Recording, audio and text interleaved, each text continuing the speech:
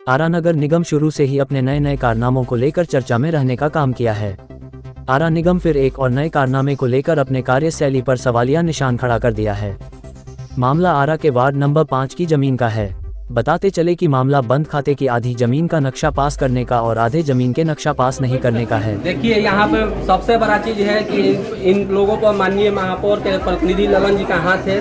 वो एक बनिया होते हुए कहते हैं कि बनिया का नेता है और बनिया के लोगों को ही अभी हमको मालूम चला है कि देवी स्थान में भी इसी तरह का एक मामला चल रहा है जमीन का, और वहाँ पर भी पैसे का ही डिमांड हुआ है। समझिए, वो एक बनिया इधर ये गली के लोग हैं, अपना मोटरसाइकिल भी लगाने आते हैं तो ये लोग से गाली गलौज किया जाता है। यहाँ क्यों ताकते हो? खिड़की से भी यहाँ खोलते हैं तो इधर क्यों ताकते हो? बताइए, दरवाजा मेरा इस तरफ है, हम ताके नहीं किधर?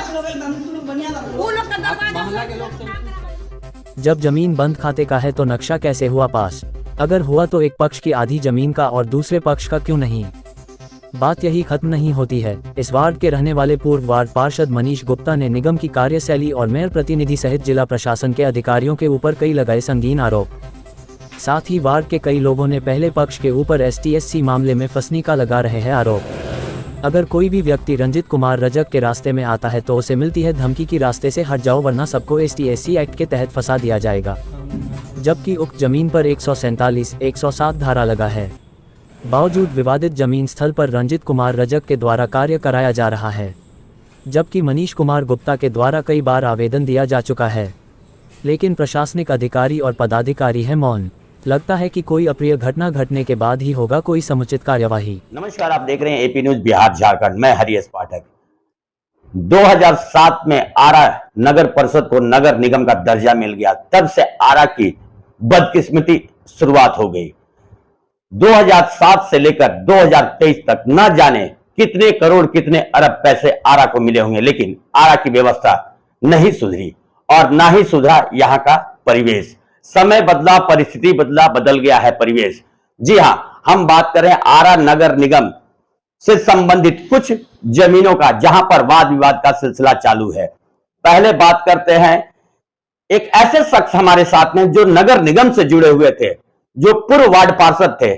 वर्तमान चुनाव में उन्हें यह सीट नहीं मिल पाई, नहीं निकाल पाए, लेकिन उनके ऊपर भी अब दबिश बन रही है। वो सीधे तौर पर कहीं ना कहीं आरोप लगाते नजर आ रहे हैं मेयर प्रतिनिधि के ऊपर। क्या मामला है, उनकी बात। हम लोगों ने, पूरे मोहल्ले वासियों ने मिलकर एक सरकारी जमीन है, उन्होंने अतिक्रमण किए हुए था।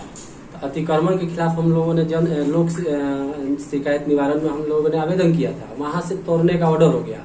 तोड़ने का ऑर्डर हुआ, निगम को तोड़ने के लिए भेजा गया, नोटिस भी हुआ, लेकिन माननीय महापौर के जो प्रतिनिधि हैं ललन जी, उनके सह पर वो लोग नहीं तोड़े।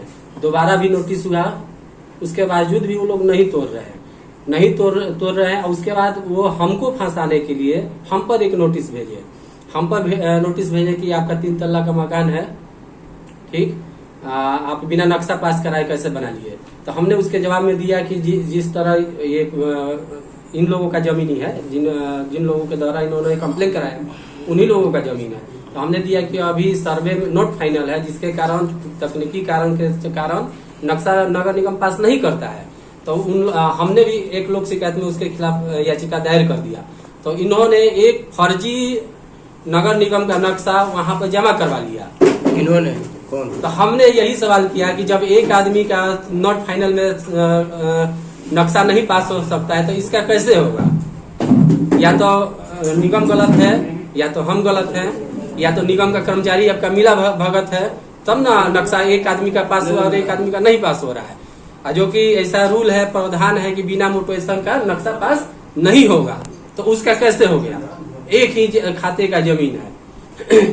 उसके बाद फिर उन्होंने जब ये किया तो उन्होंने ये 4 फीट के रास्ता जो मेरा है गली का, उस पर इन्होंने कल से काम लगवाना चालू कर दिया। जो मेरा निजी रास्ता है 4 फीट का जाने के लिए। किसके साथ विवाद है आपका? ये बगल में रंजीत कुमार रजक हैं, उनके साथ है। कौन है? ये जब पूरे जमीन का यही लोग मालिक था, उन्हीं के जमीन से हम लोग जमीन खरीदे, ठीक ना। और सभी नोट फाइनल में है, किसी का नक्शा नहीं है और सभी का मकान नया ही है, पुराना नहीं है। तो हमने रास्ता अपना बोला कि मेरे रास्ते में तुम 4 फीट क्यों खोल रहे हो? तो माननीय महापौर के प्रतिनिधि जो मेयर जी हैं, वो थाने से लेके सभी जगह अपना पैरवी किए, फोन करने लगे। थाना में इंस्पेक्टर साहब ने कागज देखा, काम रोक लगा दिए कि नहीं, कागज में इसका लिखा हुआ है, केवाला में लिखा हुआ है कि इसका रास्ता क्रेता के उपयोग के लिए ही कैसे होगा, जबकि इसका 9 फीट का रास्ता अलग से है, उधर से आता जाता है। और ये रास्ता हम 12 साल से यूज में है। कागज के अंदर दिखा दीजिए, समझिए 12 साल से है। ये रजिस्ट्री मेरा 2010 में ही हुआ है। देखिए 9/12/2010 को ही हुआ है। और इसमें लिखा हुआ है, इसमें लिखा हुआ है कि 4 फीट चौड़ा रास्ता धर्मशिला देवी क्रेता के उपयोग के लिए, ठीक ना। और ये 12 साल से हम इस रास्ते में आ जा रहे हैं, इसमें किसी का आना जाना नहीं है। ये कौन थे धर्मशिला देवी? ये मेरी माँ है, अभी है, प्रेजेंट में है, ठीक ना। और ये इसका रास्ता जो है 6 फीट का, देखिए यहाँ पर नजरी नक्शा जो बना हुआ है रजिस्ट्री में, उसमें लिखा हुआ है ये 4 फीट का रास्ता, ठीक, और ये 6 फीट का रास्ता। अब ये क्या कर रहे हैं कि ये 6 फीट का रास्ता ये घेर के अपने लिए रूम बना रहे हैं, वो भी मेयर प्रतिनिधि ललन जी के सतह पर। हमने इस पर विवाद नहीं किया, इधर हमको आना जाना नहीं है, चलिए हम छोड़ दिए। लेकिन अब ये मेरे रास्ते में 4 फीट के रास्ते में भी अपना रास्ता खुलवा रहे हैं जबरदस्ती। इधर ये क्यों खोलेंगे, वो तो मेरा अपना है, ठीक। उसके बावजूद ये लोग आए दिन हमेशा SC ST में फंसाने के लिए पूरे मोहल्ले के लोगों को, आप मोहल्ले में किसी से आप बाइक लिए होंगे, ये सभी लोगों को दबा के रखते हैं। और इनका दबाने का मुख्य कारण ये है कि ये आए दिन अनैतिक कार्य करते रहते हैं। एक एक लड़का इनका 8-8 10-10 ब्याह करता है, शादी करेगा, 4 महीना 2 महीना 3 महीना लड़की को लाएगा, रखेगा, उसका दहेज का सामान रखेगा, और 4 महीने के बाद उसको उसके घर पर भेज देगा, और फिर वापस उसको नहीं लेके आता। कोई अगर जबरदस्ती आ गई यहाँ पे रहने, तो उसके साथ मारपीट ऐसा करेगा लोग कि वो भाग ही जाएगी। ये तो मामला उनका है, आपका ये अनैतिक कार्य है जो उसको ये चाहता है कि मोहल्ला के लोग नहीं थाने में जाए, नहीं कहीं गवाही दे, जिसके कारण हम लोग पर दबाव बनाता है कि SC ST में तुमको फंसा देंगे कुछ भी बोलोगे तो। और ये सब इन्हीं का है, मेयर प्रतिनिधि का ही है। हम पर अभी नाद वाला जो सरकारी जमीन पे जो एंक्रोचमेंट हुआ, सरकारी जमीन जो अभी तक अतिक्रमण है, जिसमें 2 महीना पहले लोक शिकायत में 60 दिन का मोहलत होता है, लोक शिकायत में 2 महीना पहले ही उसका ऑर्डर हो चुका था, नहीं खोला लोग, दोबारा नोटिस वो नहीं, हम लोग फिर एगो परिवारवाद दिए, उसमें भी लोग को खाली करने का आदेश हो गया है, लेकिन ये लोग नहीं करा। जबकि लोक शिकायत पदाधिकारी के द्वारा नगर निगम को आदेश दिया गया है कि आप पुलिस बल का प्रयोग करके उसको खाली कराइए, फिर भी आज तक खाली नहीं हुआ। नाद किस चीज का है? वो नाद ऐसे ही कपड़ा धोने के लिए, अपना पार्ट बनाने के लिए, उसमें सरफ घोलता है लोग, बनाए हुए लोग, और उसको बाइज्जत एकदम शेड उड लगा के रूम बना लिया था लोग, रूम था। और उधर जो भी जाता है लोग, मान लीजिए हम मोटरसाइकिलें लगाने जा रहे हैं, उधर सरकारी गली है, कोई भी लगा सकता है, पूरे मोहल्ले का है, तो गाली देके भगाने लगेगा लोग। वहाँ पे अगल बगल घर है, अगर वो लोग झाँक देगा तो उसको गाली देता है लोग। ये मामला भी इन्हीं से जुड़ा हुआ है, सब इन्हीं से जुड़ा हुआ है। एक ही परिवार है जो पूरे मोहल्ले को डिस्टर्ब किए हुए है। ठीक, नाम बता दीजिए। मेरा नाम हुआ मनीष कुमार गुप्ता।